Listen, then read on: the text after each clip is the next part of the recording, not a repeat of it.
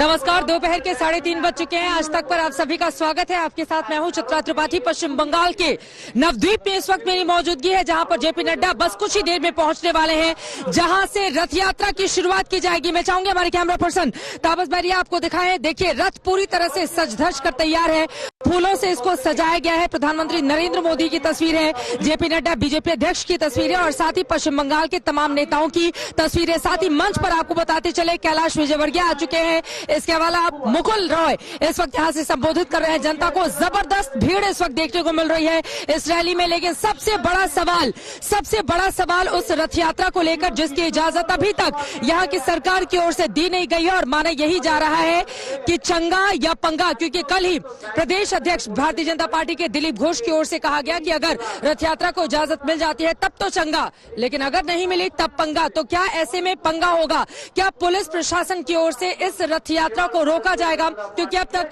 इस रथ यात्रा को इजाजत नहीं दी गई है, ये अपने आप में बड़ा सवाल है। लेकिन आपको बता दें, पश्चिम बंगाल में मालदा से शुरुआत की है बीजेपी अध्यक्ष जेपी नड्डा ने और वहां पर चुन चुन कर ममता बनर्जी पर उन्होंने हमला बोला। एक तरफ मालदा के आम का जिक्र किया तो किसानों के मुद्दे को भी यहां पर भुनाना नहीं भूले। उन्होंने कहा कि भारत सरकार की ओर से किसानों की बेहतरी के लिए तमाम बड़े कदम उठाए गए हैं, लेकिन पश्चिम बंगाल के मुख्यमंत्री तो पश्चिम बंगाल के किसानों की बेहतरी चाहती ही नहीं है। इसी वजह से विकास के मामले में 24वें स्थान पर आकर खड़ा हुआ है पश्चिम बंगाल। सबसे बड़ा सवाल यह है कि ममता बनर्जी पर अपने तीखे बाण के जरिए क्या भारतीय जनता पार्टी पश्चिम बंगाल की जनता के दिल में जगह बना पाएगी? अपने आप में बड़ा सवाल है। लेकिन सबसे ज्यादा अहम हो जाता है आज की तारीख में, आज के दिन में, इस एक वक्त में जब यहाँ पर पहुंचेंगे जेपी नड्डा, रथ यात्रा को हरी झंडी दिखाएंगे। आपको बता दें कि पश्चिम बंगाल के राज्य के 5 अलग अलग हिस्सों से इस रथ यात्रा को 5 चरणों में प्रस्तावित किया गया है। पहले चरण की शुरुआत आज हो रही है, जिसको खुद बीजेपी के अध्यक्ष हरी झंडी दिखाने वाले हैं। इसके बाद गृह मंत्री अमित शाह भी एक कार्यक्रम में इसका बड़ा हिस्सा बनेंगे। ऐसे में अपने आप में बड़ा सवाल, परिवर्तन रथ यात्रा के जरिए क्या परिवर्तन कर पाने में बीजेपी कामयाब रहेगी?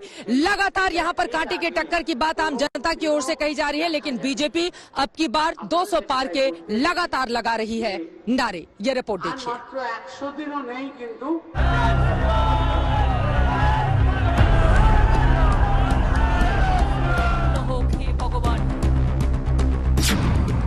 अब की बार बंगाल में आर पार, परिवर्तन की हुंकार, जाएगी ममता सरकार। बीजेपी का रथ बंगाल का विजय पथ। बंगाल में चुनाव की तारीखों का अभी ऐलान होना है, लेकिन सियासी जंग छिड़ चुकी है। बीजेपी जीत की हुंकार भर रही है तो ममता बनर्जी फिर सत्ता में वापसी का दम भर रही है। सत्ता की ये लड़ाई अब सड़कों पर आ गई है। बीजेपी परिवर्तन रथ से बंगाल में विजय पथ तैयार कर रही है। रथ यात्रा के लिए बीजेपी ने चैतन्य महाप्रभु की जन्मस्थली नवद्वीप को चुना है। परिवर्तन यात्रा को हरी झंडी से ठीक पहले बीजेपी अध्यक्ष जेपी नड्डा ने मालदा में हुंकार भरी। रोड शो में सड़कें लोगों से पट गयी। मेरा आपसे निवेदन है, अभी चुनाव होगा, ममता जी को टाटा, उनको नमस्ते। मैं आजकल देखता हूं, जहां जाता हूं, मुझे पीसी और भाईपो दोनों की तस्वीरें मिलती। पीसी और भाईपो दोनों की तस्वीरें, हर कोई हाथ जोड़ के खड़ा है, हर कोई हाथ जोड़ के खड़ा है। ममता जी, बंगाल की जनता ने आपको नमस्ते करने का तय कर लिया है, ये बात आप समझ लीजिए। भाईपो को नमस्ते करने का तय कर लिया है। बीजेपी की रथ यात्रा को मंजूरी का इंतजार है, लेकिन बीजेपी तैयार है। शाम 4 बजे नवद्वीप चोटिल मठ से रथ यात्रा की शुरुआत होगी। ये परिवर्तन यात्रा शाम 5:30 बजे कृष्णा नगर दक्षिण रोड स्टेशन पर पहुंचेगी। शाम 6:15 बजे धुबुलिया पहुंचेगी। शाम 7 बजे बेतुआ दहारी नकाशीपाड़ा में आज की यात्रा खत्म होगी। रथ यात्रा बस शुरू ही होने वाली है, लेकिन मंजूरी को लेकर घमासान जारी है। बंगाल बीजेपी के अध्यक्ष दिलीप घोष ने तो 2 टूक सुना दिया कि इजाजत मिली तो चंगा वरना पंगा। देखिए, परमिशन मिल जाएगा तो बीजेपी चंगा हो जाएगा और नहीं मिलेगा तो जरूर पंगा होगा। क्योंकि लोकतंत्र में बंगाल में 1 इंच जमीन भी अब बिना संघर्ष से आगे नहीं सकते। 135 लोगों की हमारी जान गई है, फिर भी हम डटे हुए हैं और इसको अंतिम परिणाम तक जब तक परिवर्तन नहीं होता है हम लड़ते रहेंगे। रथ यात्रा बीजेपी का मास्टर स्ट्रोक है। परिवर्तन यात्रा से बीजेपी बंगाल की सभी 294 विधानसभा तक पहुंचना चाहती है। ये यात्रा 5 चरणों में होगी। पहले चरण में आज की यात्रा नादिया के नवद्वीप से शुरू होगी, जो मुर्शिदाबाद और नॉर्थ 24 परगना को कवर करेगी। दूसरे चरण में बीजेपी का रथ कूच बिहार, दार्जिलिंग, उत्तर दिनाजपुर, दक्षिणी दिनाजपुर, अलीपुरद्वार, मालदा में दौड़ेगा। तीसरे दौर में हुगली, हावड़ा, पूर्वी मिदनापुर, पश्चिमी मिदनापुर, झारग्राम में परिवर्तन यात्रा होगी, जबकि चौथे चरण में बर्धमान, आसनसोल, पुरुलिया, बीरभूम, बांकुरा में हलचल होगी। आखिर दौर में कोलकाता, दक्षिण 24 परगना से होकर बीजेपी का रथ गुजरेगा। हमारी परिवर्तन यात्रा प्रारंभ हो रही है नवद्वीप से। राष्ट्रीय अध्यक्ष जेपी नड्डा जी उसको उद्घाटन करेंगे, उसको हरी झंडी दिखाएंगे। 11 तारीख से दूसरी यात्रा कूच बिहार से प्रारंभ होगी, जहां पर हमारे देश के गृह मंत्री पूर्व राष्ट्रीय अध्यक्ष अमित शाह जी उसका फ्लैग दिखाएंगे। ऐसी 5 परिवर्तन यात्राएं हमारी निकलेगी, जो लगभग 294 विधानसभा को टच करते हुए निकलेगी। परिवर्तन यात्रा के साथ बीजेपी उन 5 शहरों में रैलियां करेगी, जहां से अलग अलग चरणों में रथ यात्रा को हरी झंडी दिखाई जाएगी। पूरी यात्रा करीब 25 दिनों की होगी, जो मार्च महीने तक चलेगी। इंद्रजीत कुंडू और पौलमी साहा के साथ चित्रा त्रिपाठी, नादिया, आज तक। प्रदेश के अंदर मां सुरक्षित है, बहन सुरक्षित है। हर गुजरते वक्त के साथ पश्चिम बंगाल की राजनीति की गर्मी बढ़ती हुई चली जा रही है। आपको बता दें, मंच पर कैलाश विजयवर्गीय भारतीय जनता पार्टी के वरिष्ठ नेता और साथ ही पश्चिम बंगाल के प्रभारी की मौजूदगी है। इस वक्त वो जनता को संबोधित कर रहे हैं और उनकी ओर से कहा जा रहा है कि जय श्री राम के नारे इतनी जोर से लगाइए कि यहाँ से अयोध्या तक सुनाई दे। यानी कि कुल मिलाकर जय श्री राम के नारे के जरिए ममता बनर्जी को लगातार बीजेपी उकसाने की कोशिश कर रही है और ममता बनर्जी का इस पर जो रवैया सामने आया, उसने भी कई सवालों को जन्म दिया। इसी वजह से जितनी भी रैली, रोड शो आयोजित किए जा रहे हैं, उसमें जय श्री राम के नारे बीजेपी के नेता लगवाना नहीं भूलते। लेकिन आपको बता दें, सबसे ज्यादा महत्वपूर्ण रथ यात्रा जिसके जरिए परिवर्तन के बयार बहाने के बाद यहाँ पर बीजेपी की ओर से की जा रही है। आज जेपी नड्डा इसकी शुरुआत करेंगे, लेकिन इसको रफ्तार देने के लिए 11 तारीख को आएंगे गृह मंत्री अमित शाह, जो इस कार्यक्रम का हिस्सा बनेंगे। वैसे कल प्रधानमंत्री नरेंद्र मोदी हल्दिया पहुंचने वाले हैं। पश्चिम बंगाल के हल्दिया में आकर वो पश्चिम बंगाल के लोगों को देने वाले हैं 5000 करोड़ की बड़ी सौगात। बुलाना चालू कर दिया जैसे वो।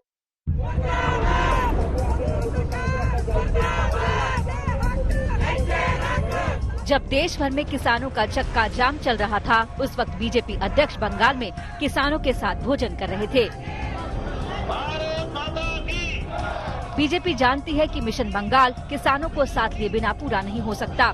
यही कारण है कि मालदा की रैली में बीजेपी अध्यक्ष ने खुद को किसानों का हितैषी बताया और ममता को किसानों का दुश्मन। ममता दीदी ने किसानों के साथ बहुत बड़ा अन्याय किया है, बहुत बड़ा। प्रधानमंत्री जी ने किसान सम्मान निधि में एक साल में 2000 की किस्त 3 बार, यानी 6000 रुपए किसानों के सम्मान में, उनको दैनंदिन में खड़े होने में, उनको किसान की दृष्टि से बीज खरीदने में, अपनी मिट्टी को ठीक करने में और किसान अच्छे से खड़ा हो सके, इसके लिए सम्मान निधि देने का तय किया था। लेकिन ममता दी ने अपनी जिद में, अपने ईगो के कारण, अपने अभिमान के कारण मोदी जी के इस कार्यक्रम को बंगाल की धरती पर लागू नहीं होने दिया और इसके कारण हमारे बंगाल के 70 लाख से ज्यादा किसान वंचित रहे हैं। आज नड्डा बंगाल में टारगेट 200 के लिए दम भर रहे हैं, तो कल प्रधानमंत्री मोदी बंगाल पहुंच रहे हैं।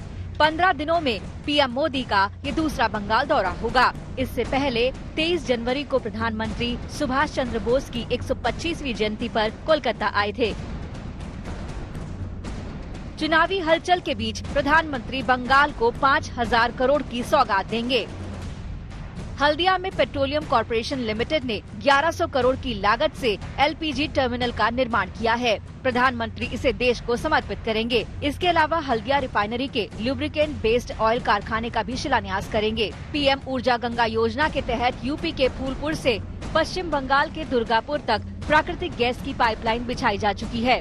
प्रधानमंत्री मोदी इसका भी लोकार्पण करेंगे। इनके अलावा PM एक सड़क का भी उद्घाटन करेंगे। PM के दौरे के फौरन बाद गृह मंत्री अमित शाह भी बंगाल का रुख करेंगे। 11 फरवरी को अमित शाह परिवर्तन रथ यात्रा में हिस्सा लेंगे। इससे पहले 4 नवंबर और 19 दिसंबर को भी अमित शाह बंगाल के दौरे पर थे। दीदी कान खोल कर सुन लो, आज लाखों लोगों की हाजिरी में कहने आया हूं मैं, जब विधानसभा के चुनाव का परिणाम आए, परिणाम देख लेना, इस बार 200 सीटों से ज्यादा सीटों के साथ भारतीय जनता पार्टी की सरकार बनने जा रही है। बोलपुर की रैली में भीड़ से अमित शाह इस कदर गदगद हुए कि सीधे ममता बनर्जी को चुनौती दे डाली। यही वजह है कि ठीक 10 दिन बाद ममता बनर्जी को भी बोलपुर की सड़कों पर आना पड़ा।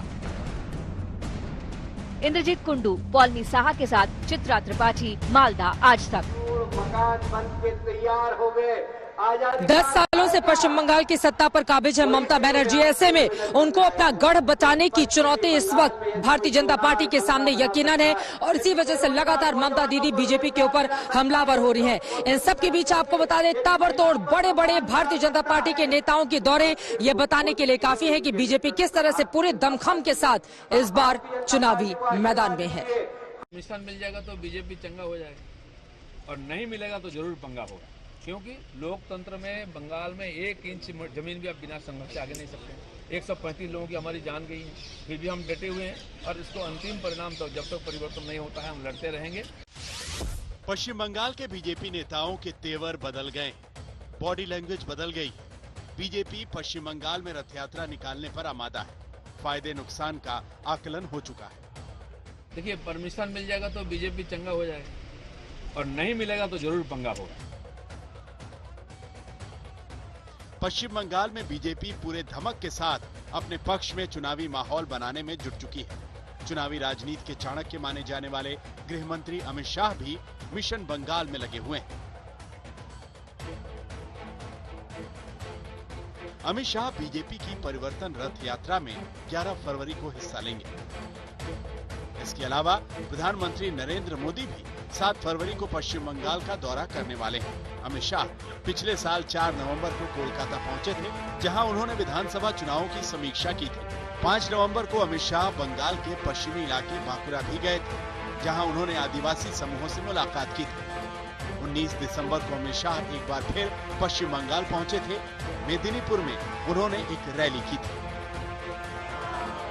अमित शाह इस रैली में आई भीड़ से गदगद थे। उन्होंने ऐलान किया कि बीजेपी पश्चिम बंगाल के विधानसभा चुनाव में 200 से ज्यादा सीटों पर जीत हासिल करेगी।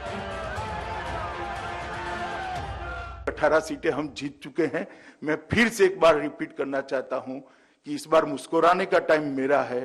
200 से ज्यादा सीटें जीतकर भारतीय जनता पार्टी यहां सरकार बनाने जा रही है और यहां पर तृणमूल का शासन समाप्त होने जा रहा है। ये बंगाल की जनता का मिजाज है, मोदी जी के प्रति बंगाल की जनता का विश्वास है और मोदी जी को बंगाल की जनता का आशीर्वाद है। कोरोना काल में ही अमित शाह ने 20 दिसंबर को बोलपुर में रोड शो किया। उन्होंने रोड शो में जुटी भीड़ को बीजेपी का वोटर करार दिया। और दीदी कान खोल कर सुन लो, आज लाखों लोगों की हाजिरी में कहने आया हूं मैं, जब विधानसभा के चुनाव का परिणाम आए, परिणाम देख लेना, इस बार 200 सीटों से ज्यादा सीटों के साथ भारतीय जनता पार्टी की सरकार बनने जा रही है। अमित शाह की रैली और रोड शो के 10 दिन बाद 29 दिसंबर को ममता बनर्जी ने बीरभूम जिले के बोलपुर में पदयात्रा की। टीएमसी का दावा था कि ममता की पदयात्रा में अमित शाह के रोड शो से दोगुनी भीड़ होगी। टीएमसी अपने इस दावे पर करीब करीब खरी उतरी। ममता बनर्जी के रोड शो में जबरदस्त भीड़ थी। यही नहीं, ममता बनर्जी की इस पदयात्रा में वो बाउल गायक वासुदेव भी नजर आए, जिनके घर जाकर अमित शाह ने भोजन किया था। ममता बनर्जी ने पदयात्रा के बाद बीजेपी को चुनौती भी दी कि वो पश्चिम बंगाल में 30 सीटें जीतकर दिखाए। 200 सीटों का सपना तो बहुत दूर की बात है।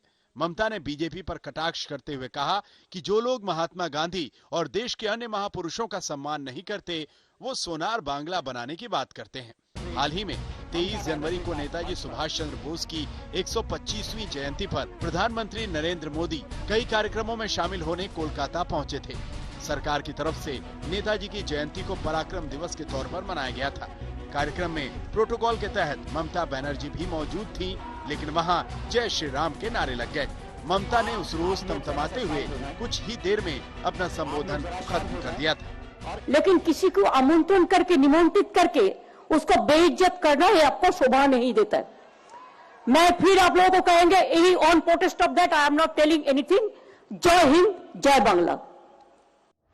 नेताजी की जयंती के बहाने प्रधानमंत्री नरेंद्र मोदी की मौजूदगी में बीजेपी ने अपनी ताकत दिखाई थी, तो ममता बनर्जी ने भी अपना दम दिखाया।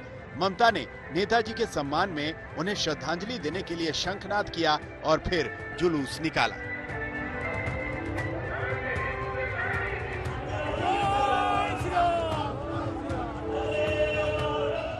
इससे पहले 10 दिसंबर को बीजेपी अध्यक्ष जेपी नड्डा ने पश्चिम बंगाल की यात्रा की थी।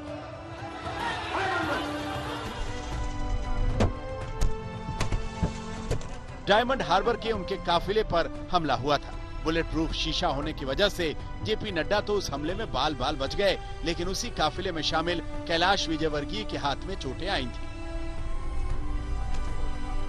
एमएलए देवेंद्र नाथ रे, बप्पी घोष, पूरन चंद्र दास, गौतम पात्र, सुदर्शन परमाणिक, शेख लियाकत, गणेश रॉय, शंभारू बर्मन, दीपक मंडल, मनीष शुक्ला, ये सब पिछले 2 महीने में इनका मर्डर हुआ। मैंने सिर्फ आपके सामने 7-8 नाम दिए। इस मामले में गृह मंत्रालय ने 3 आईपीएस अफसरों को समन जारी किया था। इन अफसरों को गृह मंत्रालय ने केंद्रीय प्रतिनियुक्ति पर दिल्ली तलब किया था, लेकिन ममता सरकार ने इन अफसरों को रिलीज करने से इनकार कर दिया था।